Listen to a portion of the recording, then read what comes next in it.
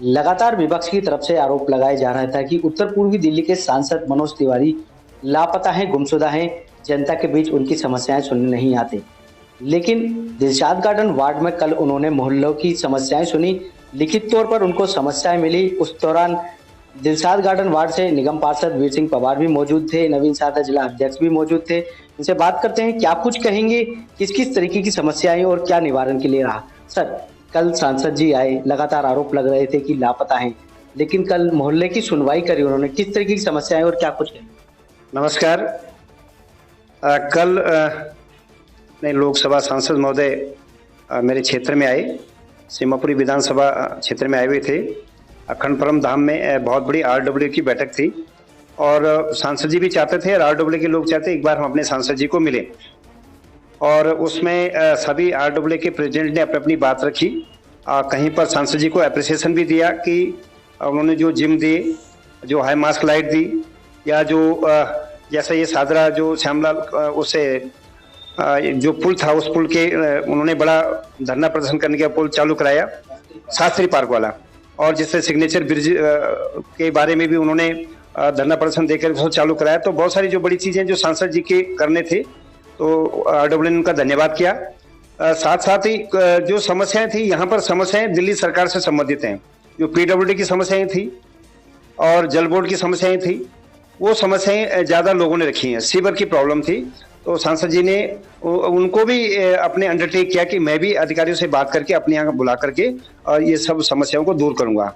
और उसके बाद यहाँ दिलशाद कॉलोनी एक बहुत बड़ा वहाँ पर आरडब्ल्यू है, वहाँ पर भी उनका स्वागत समारोह रखा था और वहाँ पर उन्होंने अपनी बात रखी। और वहाँ पर सांसद जी ने उनको एक बैडमिंटन कोर्ट चाहिए था और बैडमिंटन कोर्ट के लिए तुरंत उन्होंने वहीं पर धनराशि, जो भी धनराशि उसमें लगती है, उसको मुहैया कराने की बात रखी और बहुत जल्दी वो काम भी होगा। तो मैं तो धन्यवाद करता हूँ। बाकी विपक्ष का काम है आरोप लगाना। सांसद जी बड़े कामों के लिए हैं, लेकिन जो विधायक इन 7 सालों से कहीं दिखा नहीं, उस पर तो कोई भी विपक्ष लोग बोलते नहीं है कि वो क्यों नहीं आए। और मैं जैसा छोटा पार्षद हूँ जो यहाँ पर सांसद जी के उस पर रिप्रेजेंटेटिव तौर पे काम करता हूँ, तो मैं तो क्षेत्र में हूँ, सारी समस्या अपने सांसद जी को बताता हूँ। तो इसलिए जो उनका ये आरोप है वो आरोप निराधार है। बात करें निगम में जिस तरीके से अभी फंड नहीं मिल रहा है, स्टैंडिंग नहीं मिली है, सबसे बड़ी बात। और भी समस्याएं थी, लिखित तौर पर दी गई, क्योंकि निगम से ज्यादा जुड़ी हुई समस्या थी और अलग थी। बिल्कुल बिल्कुल, उसमें मैं आग्रह ही कर रहा था आपसे कि ज्यादा तो उसमें दिल्ली सरकार से संबंधित, जल बोर्ड हमारे पास नहीं, सीवर हमारे पास नहीं, इस तरह के और पीडब्ल्यू उनके पास है। लेकिन कहीं पर हॉर्टिकल्चर की भी बात आई थी कि हॉर्टिकल्चर की प्रूनिंग नहीं हुई।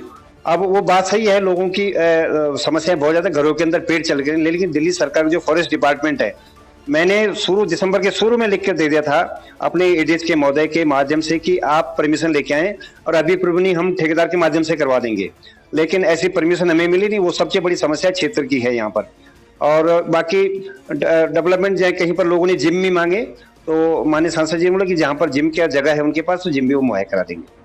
बात करें, और भी कुछ ऐसी समस्याएं थी जो आपने भी अवगत कराई कि जल्द से जल्द उनका निवारण हो। दिल्ली सरकार की तरफ से भी त्रुटि हुई है बहुत सारी। एक बहुत बड़ा मसला जो आया था, जो गुरु तेग बहादुर हॉस्पिटल के सामने जो रोड निकलती है और हजारों पेशेंट रोगी आते हैं और उनको क्रॉस करने में बड़ी समस्या। ये कोबर या अंडरग्राउंड वहाँ पर कुछ फ्लाईओवर टाइप कुछ बन जाए, ओवरहेड ब्रिज बन जाए, उस ब्रिज की तो उन्होंने वो रिटर्न में मांगा है, वो दूंगा। बहुत जल्दी वो समस्या भी सॉल्व हो सकती है, क्योंकि बहुत पुराना हॉस्पिटल है जीटीबी हॉस्पिटल, और जो पहले भी सबवे बनना था या ओवरहेड ब्रिज बनना था, नहीं बना। दिल्ली सरकार पीडब्ल्यू डिपार्टमेंट तो सोई पड़ी है, लेकिन उन्होंने वो संज्ञान में लिया और उसके लिए उन्होंने बोला जल्दी में काम करूंगा। बाकी कुछ बातें यहाँ पर लोगों ने उठाई थी कि स्कूल वगैरह जो यहाँ पर सरकारी स्कूल हैं, जैसे सी ब्लॉक स्कूल टूट रहा है, तो उन्होंने वो भी संज्ञान में लिया कि उसको भी अधिकारियों से बात करेंगे, दिल्ली सरकार के एजुकेशन या एलजी महोदय से बात करेंगे और वो काम भी करेंगे। क्या कुछ कहेंगे? सांसद जनता से भी आग्रह करके गए हैं कि जब जरूरत होगी तुरंत आएंगे। आप भी क्या जनता के लिए मैसेज कहेंगे, क्या कुछ? मैं जनता से आग्रह करूंगा कि सांसद जी के लिए जो भी कार्य हैं, उनके एक रिप्रेजेंटेटिव रूप में मैं हूं, स्वयं लिखित में मुझे दे सकते हैं, सांसद जी के कार्यालय भिजवा सकते हैं।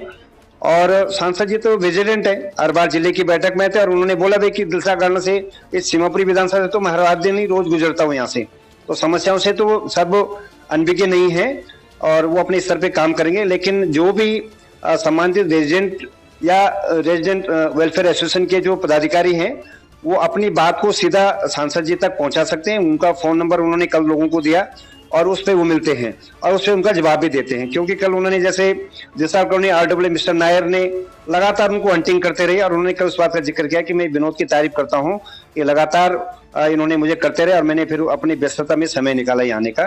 तो निश्चित सांसद जी बहुत प्लेन आदमी है, हम जैसे हमारे बीच के आदमी हैं, तो ऐसा कोई बहुत बड़ा नहीं कि सांसद बनने की बहुत बड़ा उनका ऑरा हो, ऐसा नहीं है। वो हर आदमी से प्रेम करते हैं और काम करने की उनकी मंशा है। ये तो दिलशाद गार्डन वार्ड से निगम पार्षद वीर सिंह पवार जिन्होंने बताया कि किस तरीके से जो सांसद हैं स्वयं आए और किस तरीके की समस्या का निवारण किया। कैमरामैन सुनील के साथ संदीप कुमार, तेज समाचार, दिल्ली।